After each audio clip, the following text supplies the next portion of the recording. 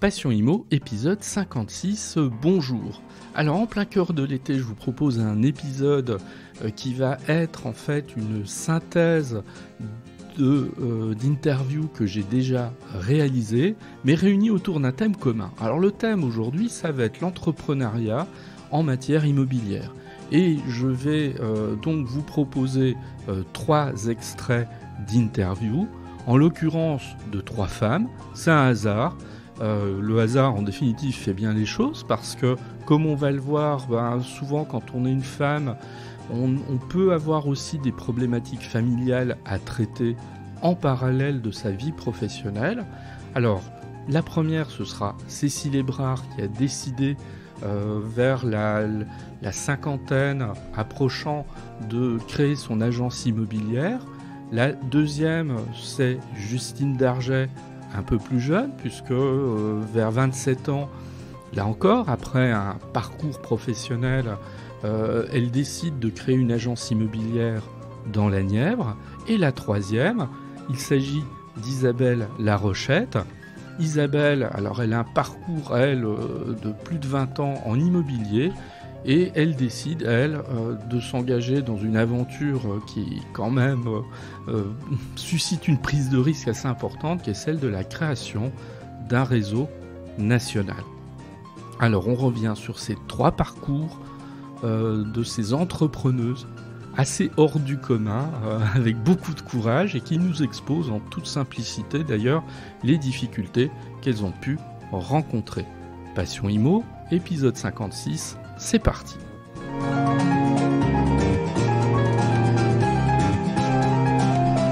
Cécile Hébrard, je l'ai interviewée en 2020. Alors je la connaissais déjà puisque j'étais à l'époque responsable d'un BTS profession immobilière dans lequel j'enseignais par ailleurs, et Cécile avait été l'une de mes étudiantes.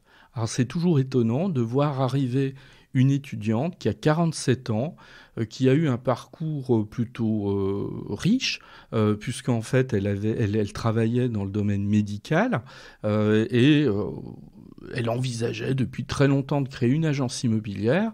Or, il faut le savoir, quand on veut créer une agence immobilière, il y a une nécessité, c'est d'être titulaire d'une carte, en l'occurrence ici dans son cas d'une carte T transaction. Seule cette carte permet en fait d'ouvrir et de diriger une agence immobilière. Or, cette carte, on ne l'obtient pas aussi aisément qu'on l'imagine parfois, puisque il faut réunir un certain nombre de conditions. Il faut avoir un casier judiciaire vierge, il faut aussi avoir, et c'est surtout ça l'important dans son cas, il faut aussi avoir des conditions de diplôme, et le diplôme minimum ici, c'est un BTS. Donc, à 47 ans, elle a repris son bâton de pèlerin et elle a fait pendant 2 années un BTS qui lui permettait en fait à l'issue de ces 2 années d'études, et évidemment après avoir obtenu le diplôme, de réclamer une carte pour ouvrir son agence. Donc on va prendre l'interview exactement à ce moment-là, où on va voir qu'obtenir la carte n'est pas aussi simple que cela. Ça, c'est le premier point. Et puis surtout, Cécile, à l'époque, elle avait encore des enfants en bas âge dont il fallait s'occuper, et elle nous raconte un petit peu que c'est pas toujours simple d'avoir cette démarche entrepreneuriale tout en menant une vie de famille.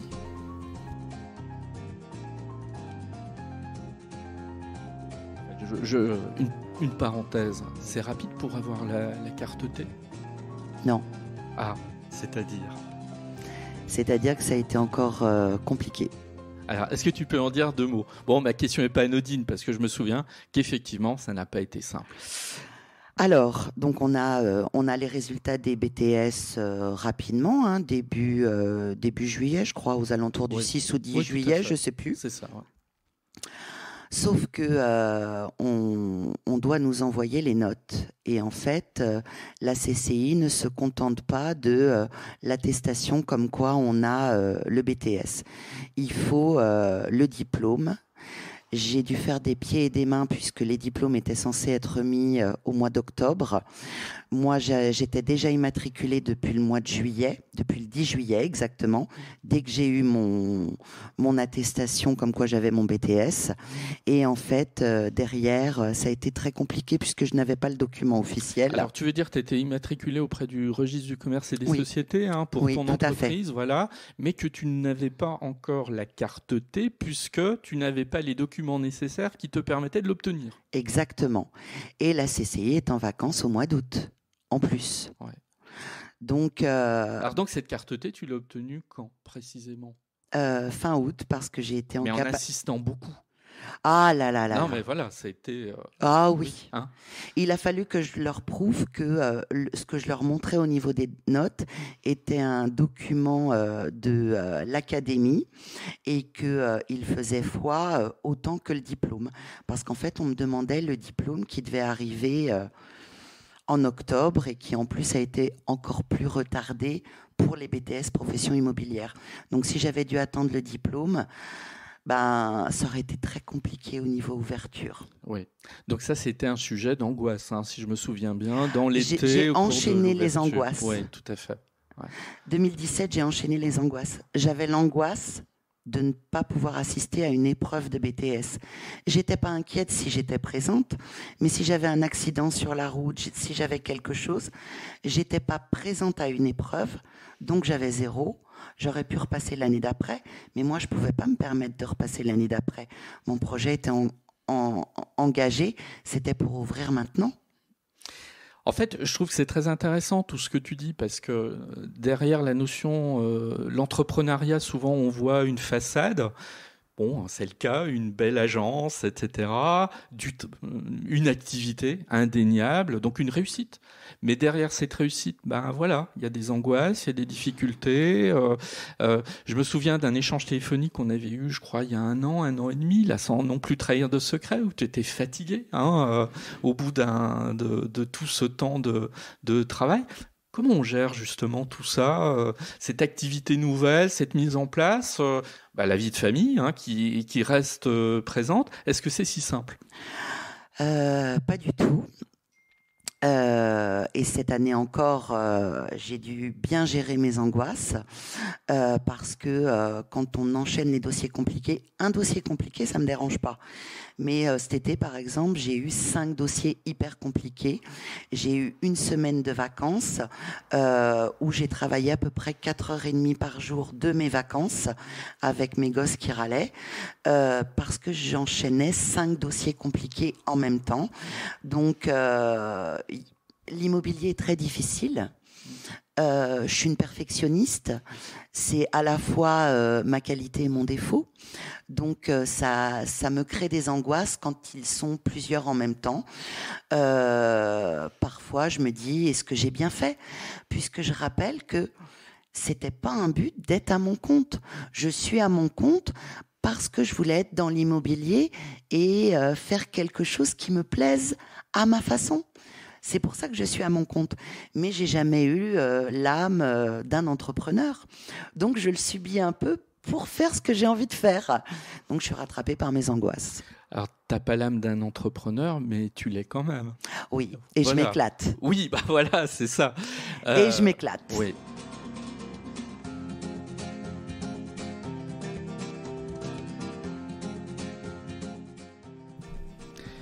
Justine Darget, je la rencontre, elle, en 2019.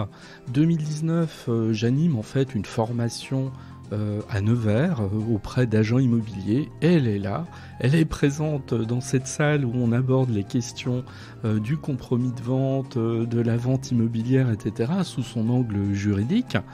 Et puis, j'apprends à cette occasion-là qu'elle est en poste depuis peu de temps, puisqu'elle vient tout juste de créer son agence immobilière, après une vie professionnelle qui était quand même très axée sur l'immobilier. Alors Justine, elle est beaucoup plus jeune que Cécile que nous venons d'entendre.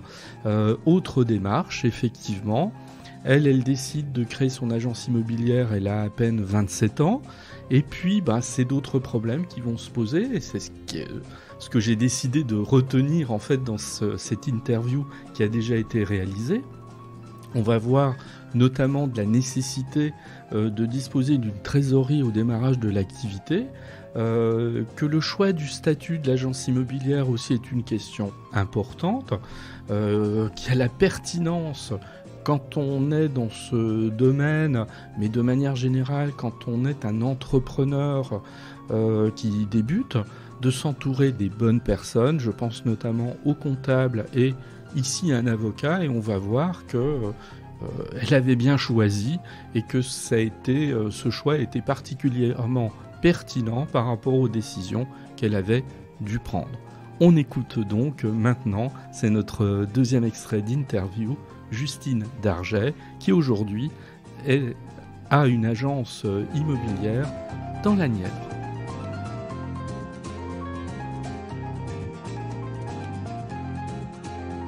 J'étais encore salariée. Alors l'année dernière, je travaillais au sein d'une étude d'un huissier de justice. Je gérais son portefeuille immobilier en gestion locative et syndic de copropriété.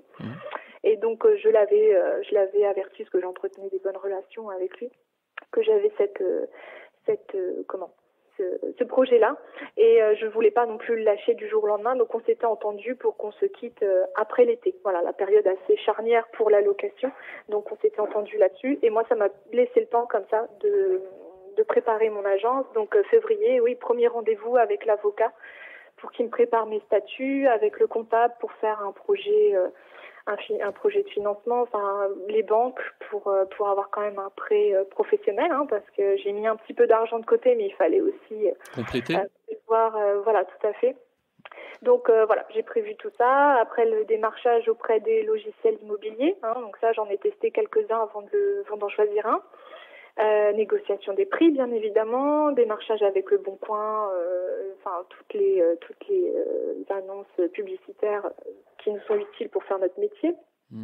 La garantie professionnelle aussi, donc j'ai dû démarcher, plus responsabilité civile professionnelle, la carte professionnelle, sans laquelle je ne peux pas exercer donc auprès de la CCI de la Nièvre. Voilà, toutes ces démarches-là que j'ai enclenchées depuis février, tout en étant salariée à côté. D'accord. Voilà. Donc, quand vous me dites j'avais, alors évidemment sans entrer dans les détails qui regardent personne, mais j'avais un peu d'argent de côté, j'ai complété par un prêt, c'est-à-dire moi je traduis ça, vous avez tenu à démarrer en ayant un minimum de trésorerie. Oui. Il me fallait un minimum de trésorerie pour payer les premières charges, tout simplement. Le logiciel, voilà, je me voyais pas travailler sans logiciel, qui est quand même un confort pour notre métier. Le Bon Coin, parce qu'on a vite eu quand même des mandats de rentrée, donc il fallait qu'on puisse les mettre en publicité. L'imprimante, tout bête, la location. Oui. Enfin, vous voyez un peu. Le loyer aussi, bien parce sûr, que j'avais le loyer aussi qui tombait. Donc, la garantie professionnelle, voilà, si on la paye pas, on n'a pas de garantie. Et derrière, la carte professionnelle, on peut pas l'avoir. Voilà, donc c'est toutes ces choses-là.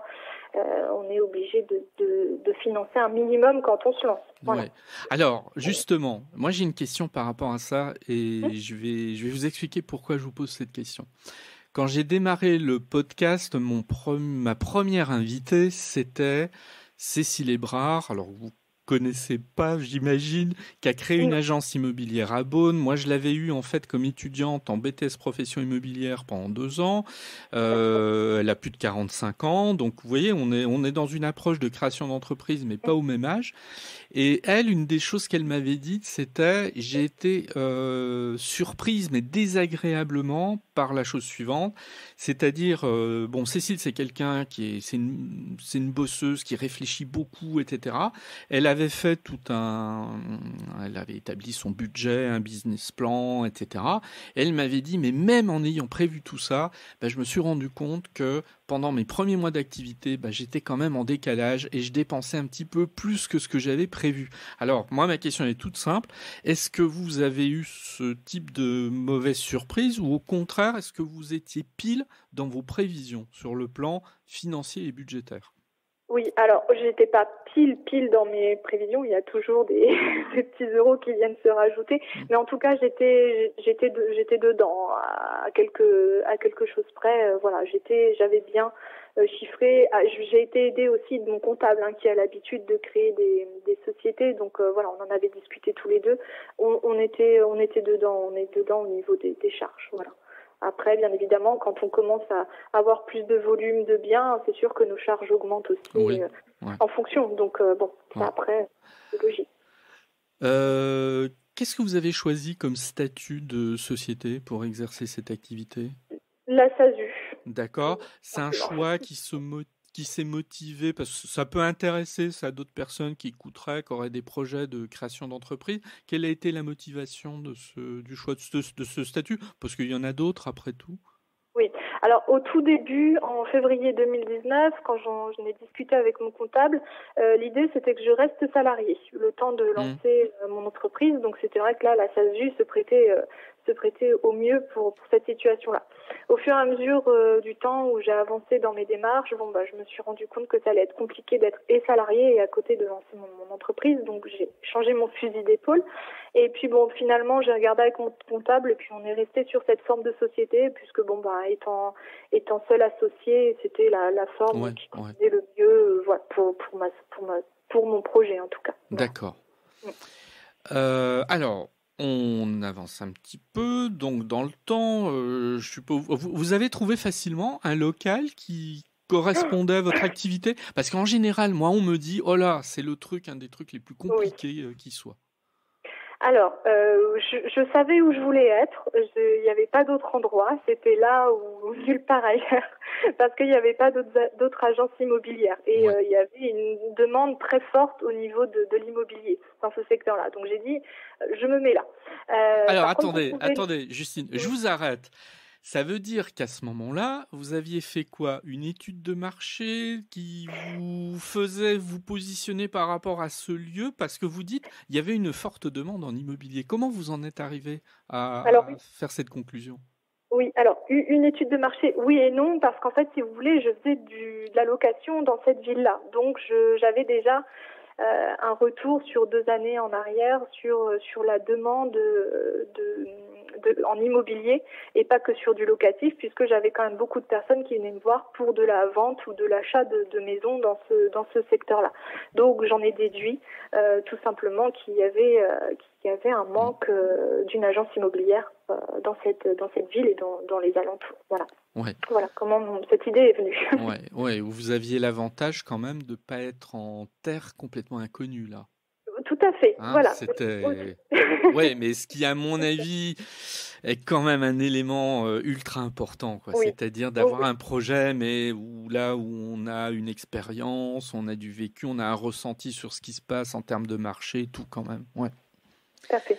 Alors, donc, c'était compliqué de trouver ce local commercial?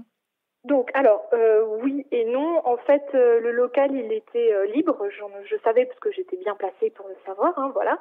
Et ce qui a été compliqué, c'était de pouvoir signer le bail. Je peux pas en parler, mais voilà, ça a été assez compliqué. Ça a pris, je sais que ça a pris 2 ou 3 mois avant de signer le bail.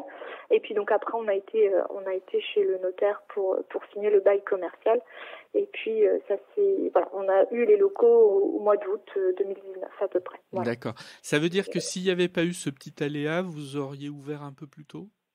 Je pense que j'aurais pu ouvrir plus tôt, oui. D'accord. Tout à fait. Donc, ce qui montre bien que parfois, il y a un incident qui arrive, qui n'était pas prévu et qui fait se décaler peut-être de 2-3 mois le projet d'ouverture. Voilà, c'est ça. Et qu'il faut éventuellement en tenir compte quand on est dans la réflexion de la création d'entreprise.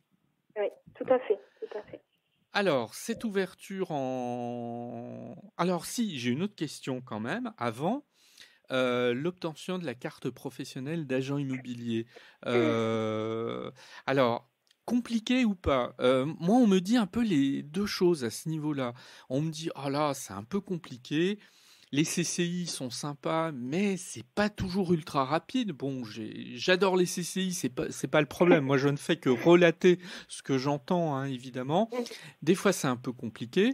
Moi, quelqu'un m'avait dit pour une création d'agence, qu'il avait été obligé de demander à un syndicat professionnel de faire accélérer parce que ça mettait un temps interminable. Ouais, tout à fait. Alors, vous, qu'est-ce qu'il en a été? Non, moi, ça a été plutôt simple. J'ai juste rencontré une petite difficulté, mais qui en soi est normale.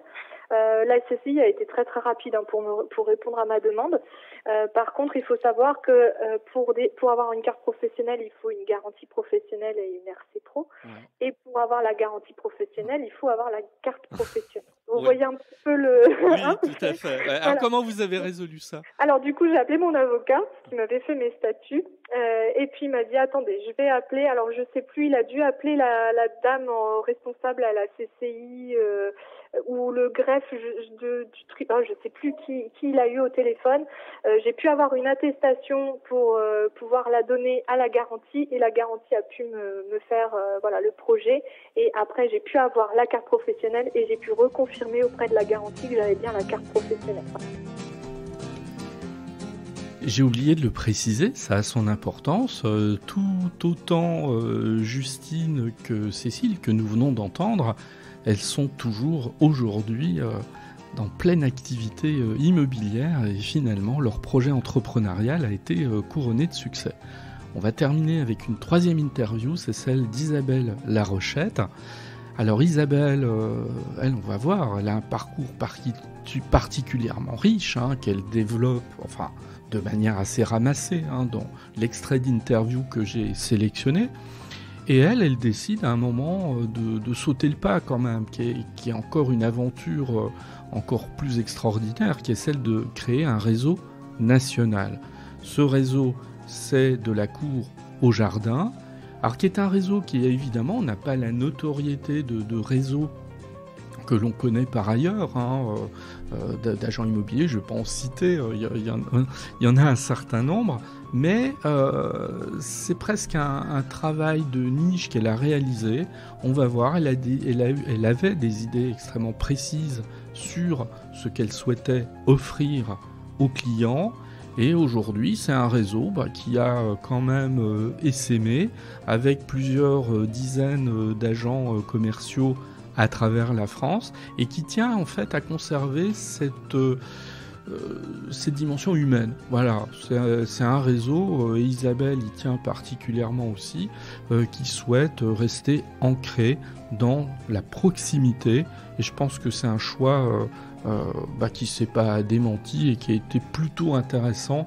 En fin de compte, la réussite d'Isabelle Larochette le démontre. Eh bien, on l'écoute nous parler de son expérience et comment en fait elle a abordé cette phase entrepreneuriale de la création d'un réseau national. Oui, ça va être difficile de résumer 24 ans d'expérience immobilière professionnelle. Mon parcours, il est simple. Je suis ancien clerc de notaire, arrivé dans le notariat en autodidacte, parce que j'ai fait ma formation au sein de l'étude. Et puis, j'ai rapidement travaillé pour des structures autres, à savoir la stratégie commerciale sur des zones commerciales. Ça, j'étais très très jeune. Puis, dans une banque spécialisée qui s'appelait la Sovac à l'époque, qui était spécialisée dans les prêts immobiliers. Oui. Et puis, petit à petit, je me suis dirigée vers... je me suis installée, j'ai travaillé pour moi, à Paris notamment, en faisant une ouverture d'agence dans le 17e et une autre dans le 8e en mars. D'accord. Précisément. Alors, voilà. on va prendre les choses de manière chronologique presque. Qu'est-ce qui fait qu'à un moment donné, vous avez ouvert ces agences sur Paris ? Parce que, en fait, si vous voulez, j'avais déjà une première expérience immobilier qui était quand j'étais très très jeune. Puis lorsque j'ai travaillé, je suis formée, j'ai été chargée moi de tout ce qui était estimation du patrimoine, succession et autres. J'ai fait un peu les prémices des transactions chez les premières, quand les notaires ont commencé un petit peu à vouloir faire de la transaction. Donc, j'avais mis en route l'ouverture cette étude. C'était dans le Cher, c'était à Bourges. Ça a été une super réussite parce que depuis, ce service existe toujours. Et puis, à travers mon cheminement à la SOVAC, qui était cette banque spécialisée en financement spécifique aux agents immobiliers, j'ai eu l'occasion, mon terrain de prédilection, c'était les agents immobiliers. Donc j'ai rencontré l'ensemble de la profession immobilière, c'est simple. Et puis je suis venue à mes, on m'a fait une proposition pour rentrer dans un grand réseau qui s'appelait Avis Immobilier en tant que directrice et pour tenir un centre de profit dans le 93. J'ai accepté. C'était un challenge parce que j'étais très jeune et que je n'avais jamais fait de management. Et mon centre de profit est venu rapidement un des plus gros de ce réseau.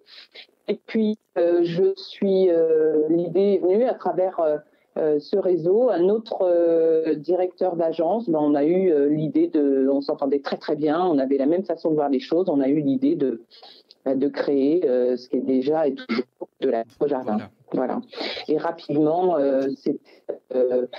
c'était évident en fait d'arrêter d'avoir une expérience, si vous voulez, assez complète pour pouvoir dire là, ça y est, on peut travailler pour nous.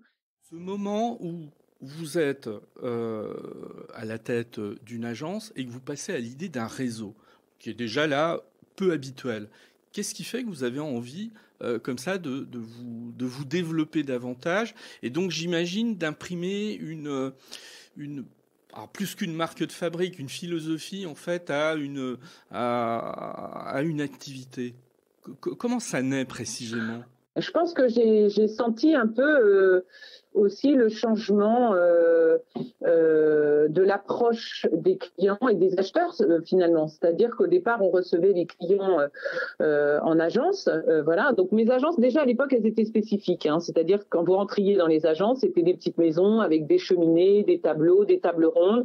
Pour simplement la table ronde qui pour moi était essentielle, c'était de dire voilà, il n'y a pas de subordination. Ce qu'on peut parfois ressentir ou ce que peuvent ressentir les clients, c'est d'avoir l'agent immobilier qui surplombe un peu ses clients avec une tonne de dossiers. Je voulais pas de ça. Moi, ce que je voulais, c'était être autour d'une table, quelque chose de très convivial où le client va vous expliquer quel est son projet, quelle est sa vie, surtout, quelle est sa vie, ce qu'il attend de nous et de créer quelque chose qui soit fluide et qui tourne. Et finalement, j'ai voulu retranscrire à un moment donné, après 17 ans d'expérience en agence, et puis le départ de mon associé qui est voulu partir, qui s'est installé à l'étranger, moi j'ai voulu continuer différemment.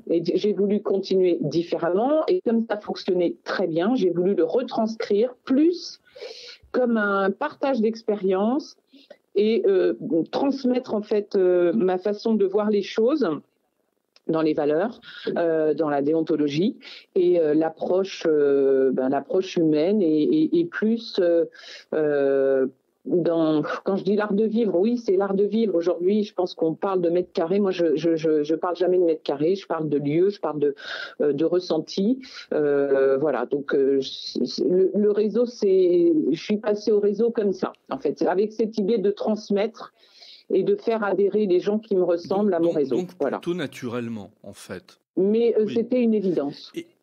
Une évidence parce qu'à un moment donné, vous vous rendez compte que les clients viennent plus forcément à l'agence. On était au début d'Internet, c'est le début des recherches, et qu'ils voient quelque chose sur Internet, ils vous appellent et ils vous donnent rendez-vous sur place. Il n'y a plus cette démarche. La vitrine n'est plus une vitrine linéaire de 10 mètres carrés, mais on a une vitrine à 360 degrés. J'ai une question qu'on a dû vous poser 1000 fois, mais ça fera une 1001e fois.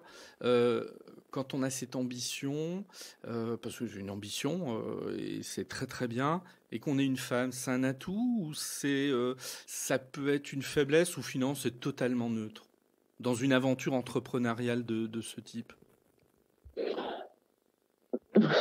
Oui, moi je pense que c'était un atout. C'est marrant que vous me posiez cette question parce que j'étais au salon du Rent là le 20 et le 21 octobre et j'ai fait des TV sur le Rent où effectivement le sujet de l'importance de la femme dans le milieu de l'immobilier. À l'époque, on n'était pas beaucoup de femmes à entreprendre. Je pense que c'était un atout, mais en l'occurrence pour mon enseigne de la Cour au Jardin et la façon dont je le mets en musique, je pense que c'est très féminin. et que finalement, sans vouloir que ça soit que des femmes qui viennent dans le réseau, je pense que j'en ai 90% quand même. D'accord. En même temps, aujourd'hui, 90% peut-être pas, mais on a une grande majorité de femmes en immobilier aujourd'hui. Oui, non, mais je parle du pourcentage par rapport à mon réseau, mais aujourd'hui, bien évidemment, les femmes qui font j'en ai rencontré plein, et tant mieux, ça c'est un petit peu, naturellement mis en place, mais c'est vrai que moi, je pense que ça a été un atout à un moment donné, et voilà, en tout cas, c'était pas le seul atout pour faire en sorte de monter quelque chose, mais en tout cas, surtout pas réduire les choses. Non, mais voilà, c'est dire que non, mais j'entends bien ce que vous voulez dire, mais voilà, je pense qu'effectivement, ça a peut-être aidé. On va revenir pour terminer sur votre réseau, parce que finalement, on en a parlé, mais pas tant que ça. Qu'est-ce que ce serait l'originalité de votre réseau de la cour au jardin ? De la cour au jardin, on est sur des lieux de charme, des lieux qui transpirent l'authentique, quel que soit. C'est pas une question de prix, parce que vous avez des maisons, on vend des maisons, des petites maisons à rénover dans le fin fond du Berry à 40 000 ou 50 000 euros. Ceci dit, ça ne doit plus tellement exister après le confinement, mais voilà, c'est des lieux. Voilà, on est sur une autre façon de communiquer. On a des valeurs. C'est une petite entreprise avec, pour moi, c'est plus une famille qu'un réseau. Voilà, et on est très, très, très, très, très à cheval sur le juridique et la déontologie et la façon dont on accompagne nos clients, sur les méthodes, voilà, et la mise en avant surtout de ces lieux qui pour moi est indispensable. C'est la qualité des photos, c'est la qualité de nos textes, c'est l'approche humaine qu'on va avoir qui est complètement différente. En fait, ce que je voulais, c'est retranscrire à travers ce réseau mes tables rondes et le fait que le client se sache, accueilli, soutenu et accompagné avec les valeurs qui sont les nôtres dans le respect en fait de la vie de nos acquéreurs. Voilà. Et aujourd'hui, on travaille énormément aussi la confidentialité parce que on s'est rendu compte qu'il y avait beaucoup de divorces où les gens n'avaient pas forcément envie qu'on sache que leur maison était à vendre.